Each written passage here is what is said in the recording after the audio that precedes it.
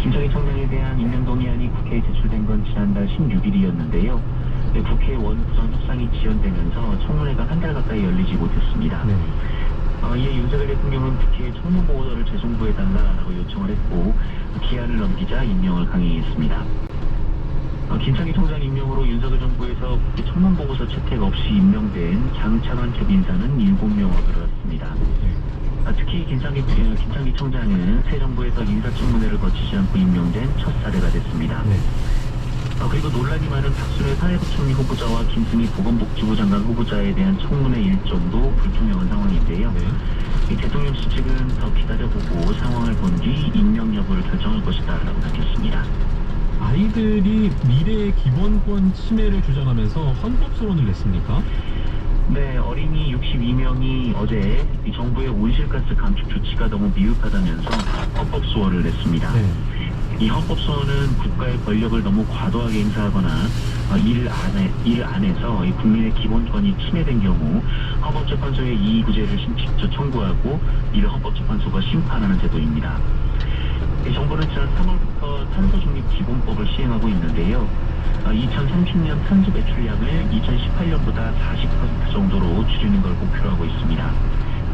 하지만 헌법소원을 낸 아이들은 이 정도로는 지구온난화를 막을 수 없기 때문에 이 미래 자신들의 생명권과 행복 추구권, 또 건강하고 쾌적한 환경에서 생활할 권리가 침해당한다라고 주장했습니다. 또 이 아이들 중에는 이 태명이 딱따구리인 5개월 된 태아도 엄마 뱃속에서 소송의 이름을 올리기도 했습니다. 올해 19살이 된 환경운동가 그레타 툰베리를 비롯해서 이 유럽에서는 많은 학생들이 기후위기 해결을 요구하면서 학교 파업을 벌이고도 있는데요. 이 소송도 세계 각지에서 벌어지고 있습니다. 우리나라도 헌법소원이 시작이 된 건데요. 이 헌법재판소는 이 태아가 소송 주체가 될 수 있을지, 그리고 현재의 정책이 미래의 기본권을 침해했다고 볼 수 있을지 이런 쟁점들을 검토할 예정이라고 밝혔습니다. 네, 환경보호는 중요한 거니까요. 자, 오늘도 정상경 기자와 함께했습니다. 오늘 말씀 고맙습니다. 고맙습니다. 네, 어제 뉴스브리핑 소식 중에 여러분들께 수정해드릴 내용이 있습니다. 칸 영화제 나무주연상을 받은 화제 영화죠. 브로커. 이게 개봉 예정이 아닙니다. 지난주에 개봉을 했고요. 많은 인기를 끌면서 박스오피스 2위를 기록을 했다고 합니다. 개봉 예정작으로 주목받는 영화들이 있는데요. 칸 감독상을 받은 박찬욱 감독의 헤어질 결심. 정말 기대가 되죠. 최동원 감독의 신작도 나오네요. 외계 더하기 인. 외계 플러스인? 외계 더하기 어떤 이런 제목이군요. 이런 한국 영화도 여러분들 많이 사랑해 주시길 바라겠습니다. 네, 여러분 오늘도 건강하고 안전한 하루 보내시기를 바랍니다. 오늘 아침 라디오 지금까지 아나운서 강승이었습니다. 여러분 고맙습니다.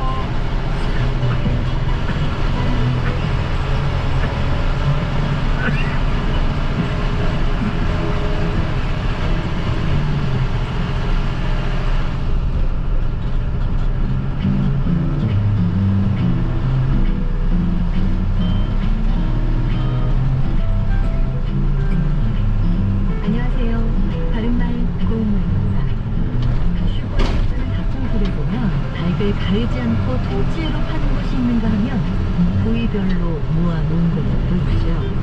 이와 같이 닭을 가리지 않고 통째로 파는 곳을 살 때 온셈으로 산다고 할 수 있습니다.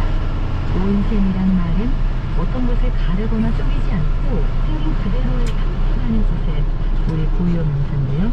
이 표현은 주로 온셈이로라는 형태로 쓰고 있습니다. 이 표현을 닭고기에 대해서만 사용하는 것은 아니고요. 생선가게에서 고등어를 온셈이로 한 마리 달라고 하면 그것은 찌개나 구이용으로 토막을 치지 말고 온전한 한 마리로 달라는 뜻입니다.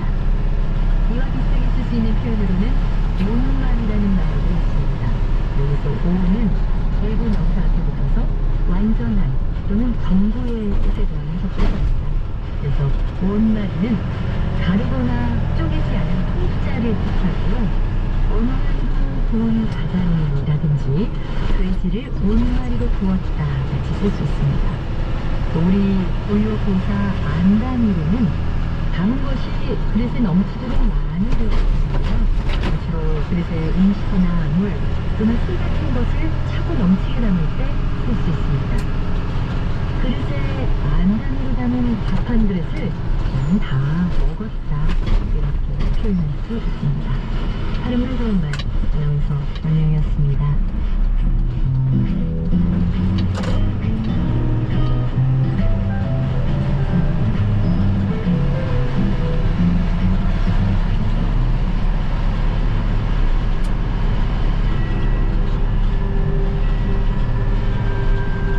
KBS 58분 날씨.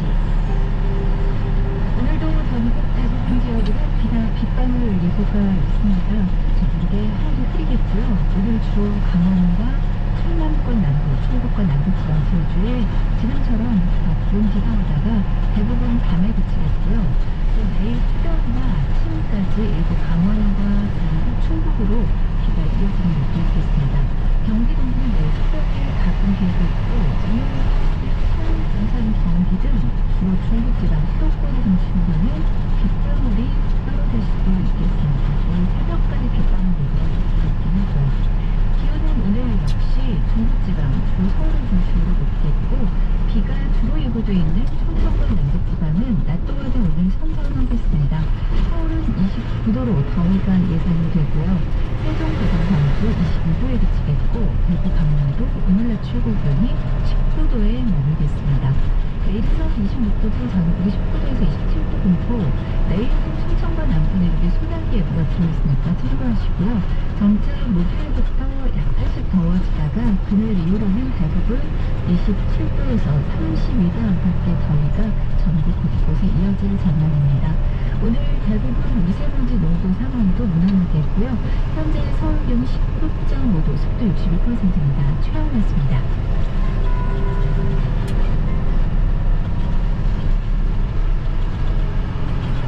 정성을 다하는 국민의 방송 KBS가 7시를 알려드립니다. AM 711kHz, FM 97.3MHz, KBS 1락입니다. HLK.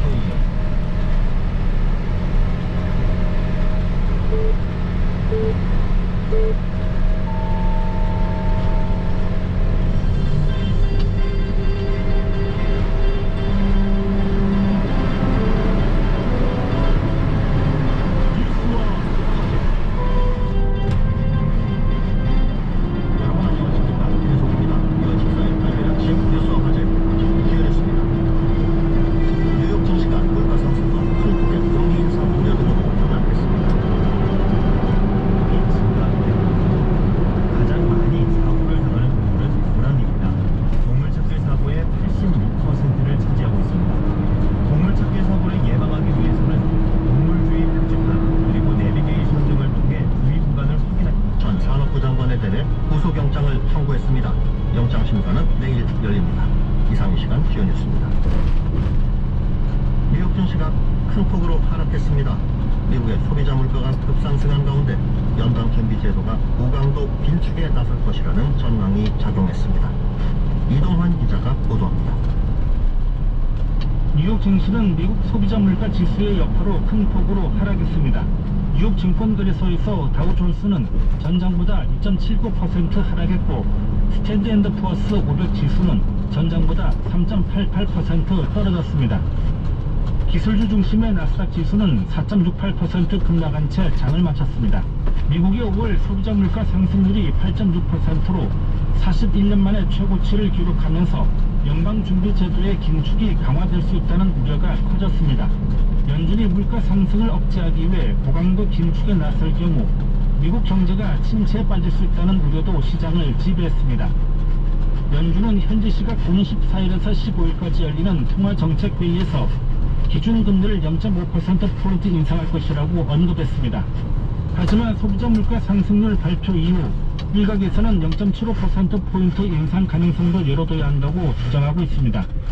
전문기관인 시카고 상품거래소 패드워치에 따르면 연준이 이번 회의에서 기준금리를 0.5%포인트 인상할 가능성은 70% 수준으로 일주일 전에 기록했던 97%에 비해 크게 낮아졌습니다. 대신 이번 회의에서 0.75%포인트 금리 인상 가능성은 30% 근방으로 일주일 전에 3% 수준에서 크게 높아졌습니다. KBS 뉴스 이동환입니다. 미국 고물가 충격의 여파로 우리 증시가 큰 폭으로 하락하고 원달러 환율은 급등하는 등 금융시장이 크게 흔들렸습니다.